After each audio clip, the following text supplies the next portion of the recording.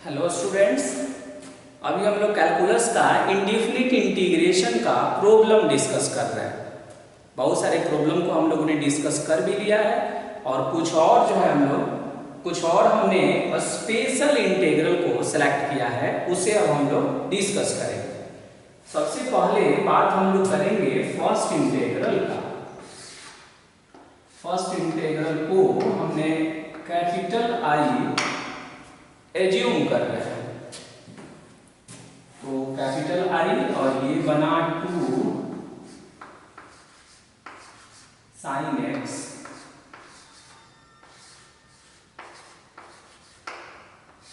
Plus 3 cos x, 3 sin x और plus में 4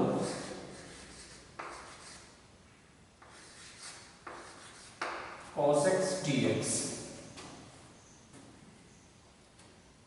हमने फर्स्ट इंटीग्रल को कैपिटल आई एज्यूम कर लिया। अब ये देखेंगे कि किस रिजल्ट से ये इंस्पायर्ड है, मतलब कौन से फॉर्म से ये इंस्पायर्ड है ये इंटीग्रल। तो देखिए ये 3 sin x है प्लस में 4 cos x है, यानी डिनोमिनेटर जो है साइन और कॉस का कॉम्बिनेशन है। तो इसका जो न्यूमरेटर है ना, उस न्यूमरेटर को हम चाहेंगे ऐसा बन जाए, जैसे इसका न्यूमरेटर कितना है 2 sin x है और प्लस में 3 cos x। तो देखिए इसे हम कैसे एज्यूम कर रहे हैं, a इंटू डिनोमिनेटर। क्या कर रहे हैं इसको, a इंटू डिनोमिनेटर हो जाएगा, क्योंकि अगर a होगा और यहाँ डिनोमिनेटर हो जाएगा तो इसे ये कटेगा तो हम इंटीग्रेट कर पाएंगे फंक्शन को, और plus d into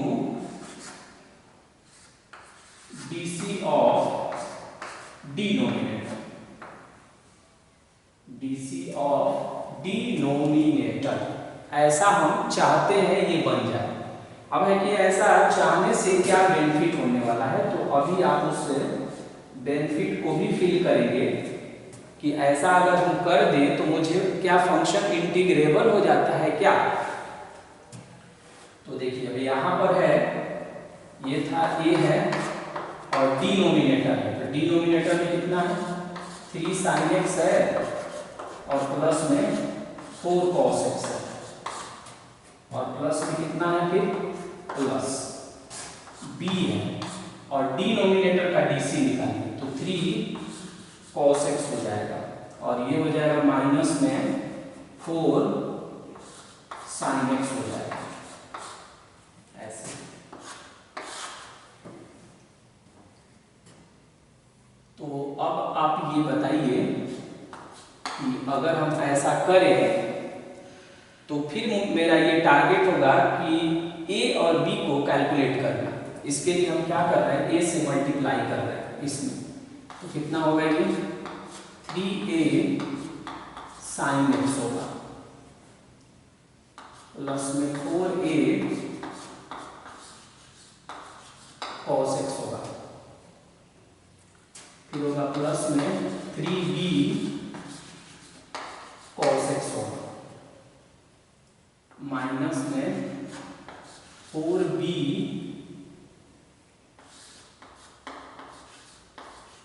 sin x होगा। अब यहां से हम देखेंगे कि इसमें साइन का कॉमन बनाएंगे, तो कितना होगा 3a और माइनस में 4b sin x प्लस, उसी तरह इसमें भी करिए 4a और प्लस में 3b, और ये हो गया आपका cos x होगा। और LHS में देख लीजिए कितना है, तो LHS में है 2 sin x और प्लस में है 3 cos x। अब देखिए इसमें sin x का कोफिशिएंट कितना है 2 है, और इसमें sin x का कोफिशिएंट कितना है ये है, इसमें cos x का कोफिशिएंट कितना है 3 है, और इसमें cos x का कोफिशिएंट कितना है 4a + 3b है। और इस तरह से हम करें तो फाइनली क्या ऑब्टेन होगा 3a माइनस में 4b = 2 ऑब्टेन होगा। दूसरा इक्वेशन 4a + 3b = 3 ऑब्टेन होगा। इसमें sin x का जो गुणांक है ना इसे देखेंगे, इसमें भी sin x के कोफिशिएंट को देखेंगे और उसको पेयरिंग कर देते हैं। इस तरह का रिजल्ट आपने पहले भी किया था, बट यहाँ पर sin x का कोफिशिएंट देखना है, यहाँ भी sin x का, फिर यहाँ cos x का कोफिशिएंट 3 है, फिर यहाँ cos x का कोफिशिएंट देखा। अब मेरा यहाँ मिशन है कि a और b दोनों इक्वेशन को साइमल्टेनियसली सॉल्व करिए और करके a और b का वैल्यू फाइंड करिए। इसके लिए हम क्या करते हैं, इसमें 3 से मल्टीप्लाई कर देते हैं और इसमें 4 से, तो कितना हो जाएगा 3 3 जा। अब दोनों को ऐड करते हैं, तो बताइए कितना होगा, 3 से मल्टीप्लाई करके तब ऐड करना है। तो 3 3 जा 9 और ये हो जाएगा 4 4 जा 16, 3 4 जा 12 और 4 3 जा 12, कैंसिल हो जाएगा। 3 2 जा 6 है और 4 3 जा 12,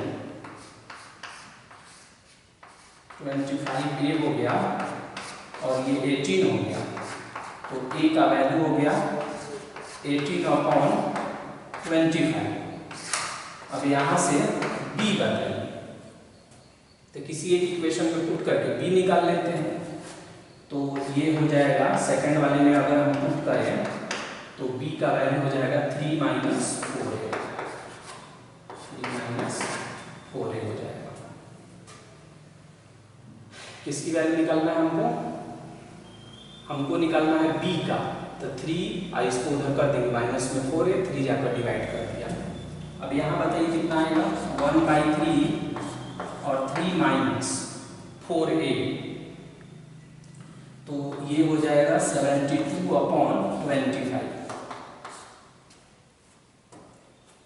अब बताइए कितना हो जाएगा 25 3 जा 75, 75 - 2 कर 72 कर दीजिए तो 3 हो जाएगा। तो ये आएगा 1/3 और इंटू में 3/25 कट जाएगा, तो 1/25 आ जाएगा। तो फाइनली हमने क्या किया, a और b का वैल्यू हमने कैलकुलेट कर लिया। अब ऐसा करने से वो कैपिटल I जो है कैसे टर्म हो रहा है, तो कैपिटल I में जो डिनोमिनेटर था यही डिनोमिनेटर था और इसी को हमने ऐसे सेट किया था a × डिनोमिनेटर। तो a कितना है 18/25 और डिनोमिनेटर 3 sin x और प्लस में 4 cos x हो गया। अब प्लस में b और dc ऑफ डिनोमिनेटर, तो ये हो जाएगा 3 cos x और माइनस में 4 sin x। ऐसा ही हम सेट करना चाह रहे थे और अपॉन में कितना है 3 sin x और प्लस में 4 cos x और यहाँ dx हो गया। अब ये इंटीग्रेट हो गया। जब इसको हम इस पर इंडिविजुअली ऑपरेट करेंगे तो क्या होगा, ये होगा 18/25 और ये इस पर जब ऑपरेट करेंगे तो कटेगा और ये बचेगा dx। फिर b है और b का वैल्यू कितना था 1/25, तो 1/25 हमने बाहर कर लिया और यहाँ पर है, यहाँ पर एक पार्ट है और अपॉन में है 3 sin x और प्लस में 4 cos x है और इसी का यहाँ dc प्रेजेंट है। स्पेस कॉमा इसकी हम नहीं लिख रहे हैं, इसका dc यहाँ प्रेजेंट है और ये यहाँ पर क्या चल रहा है dx चल रहा है। तो अब बताइए 18/25 dx का x हो गया 1/25, इसका dc मौजूद है तो log लगा देंगे, log 3 sin x और प्लस में कितना 4 cos x और प्लस में आपका k। हो गया, यही आपका आंसर हो गया फर्स्ट वाले इंटीग्रल का। अब हम सेकंड वाले इंटीग्रल को देखते हैं। यानी इसमें जैसे ही हमने ऐसा किया, अब है कि ऐसा करने से क्या बेनिफिट हुआ। तो देखिए बेनिफिट यहाँ दिख रहा है। हमने वहां एज्यूम किया कि a इंटू डिनोमिनेटर, क्या एज्यूम किया, a इंटू डिनोमिनेटर। अब देखिए a इंटू डिनोमिनेटर हुआ तो इसे कटा। अगर डिनोमिनेटर यहाँ नहीं रखे रहते हैं, मेरा मिशन था ये क्या है, डिनोमिनेटर, इसी को डिनोमिनेटर कहा जाता है। तो ये डिनोमिनेटर था तभी तो इससे कटा ना इंडिविजुअली करने पर, तो ये इंटीग्रेट हो गया।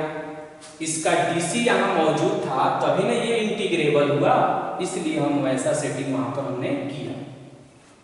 अब हम सेकंड वाले इंटीग्रल को अगर देखें तो वो भी बहुत ही इजी है, dx है और अपॉन है 5 प्लस में 4। आप ध्यान रखेंगे कि ऐसे क्वेश्चनों में यहाँ साइन भी हो सकता है और कॉस भी हो सकता है। यहाँ साइन है बट वहाँ कॉस भी आ सकता है, और ये कई बार एग्जाम में पूछी गई। तो साइन का फॉर्मूला जो है हम tan के फैमिली में रखेंगे। tan के फैमिली में एक फॉर्मूला है साइन का 2 tan x/2 और अपॉन में 1 plus tan square x/2। LCM लीजिए तो ये ऊपर चला जाएगा, तो 1 plus tan square x/2। LCM लेंगे तो ये इसमें आकर मल्टीप्लाई करेगा, तो 5 प्लस 5 tan स्क्वायर x/2 और ये हो जाएगा 4 × 2 = 8 हो जाएगा tan x/2 और ये यहाँ हो गया dx। ओके, अब यहाँ देखेंगे आप कि 1 प्लस tan स्क्वायर x/2 जो है sec स्क्वायर बनता है, तो क्यों नहीं हम tan x/2 को z मान लें। तो अगला मेरा मिशन होगा कि tan x/2 को हम z मान लेते हैं, तो क्या बनेगा ये sec स्क्वायर x/2 इंटू 1/2 और dz अपॉन dx बनेगा। sec स्क्वायर x/2 और dx का वैल्यू बनेगा 2 और dz बनेगा, क्या बनेगा 2dz बनेगा। अब ऐसा करने से इंटीग्रल कितना होगा, तो 2dz, क्योंकि 1 प्लस tan स्क्वायर क्या बनेगा sec स्क्वायर बन जाएगा, तो 2dz और ये देखिए 5 प्लस में 5z स्क्वायर और ये हो जाएगा 8z, कितना हो जाएगा 8z हो जाएगा। अब यहाँ से कुछ कांस्टेंट है बाहर कर लेंगे, dz हो गया, इसे सजाएंगे 5z स्क्वायर प्लस में 8z और प्लस में 5, ऐसे आएगा। अब आप देखेंगे कि ऐसे इंटीग्रल को हमने इवैल्यूएट किया हुआ है ऑलरेडी, ऐसे इंटीग्रल को हमने इवैल्यूएट किया हुआ है, तो इसे आप बाहर करेंगे, बाहर करके 5 का कॉमन बनाएंगे और तब इसे प्रोसीड करेंगे तो ये कंप्लीट हो जाएगा आपका। ओके, तो इस बात का हमेशा ध्यान रखना है कि जब भी वहां साइन रहेगा या कॉस रहेगा तो उस कंडीशन में, जैसे वहां साइन है कॉस भी हो सकता था, तो उस कंडीशन में हम क्या करते हैं कि उसका फॉर्मूला tan के फैमिली में लिखते हैं। tan के फैमिली में लिखकर उसे सिंप्लीफाई करते हैं, तब सब्स्टिट्यूशन मेथड यूज करते हैं, और जब यहाँ आते हैं तो ऐसा इंटीग्रल हम लोगों ने ऑलरेडी इवैल्यूएट किया है, तो उसके अनुसार आप इसे प्रोसीड कर लेंगे और मुझे बताएंगे कि इसका कितना आंसर ऑब्टेन होगा। ओके।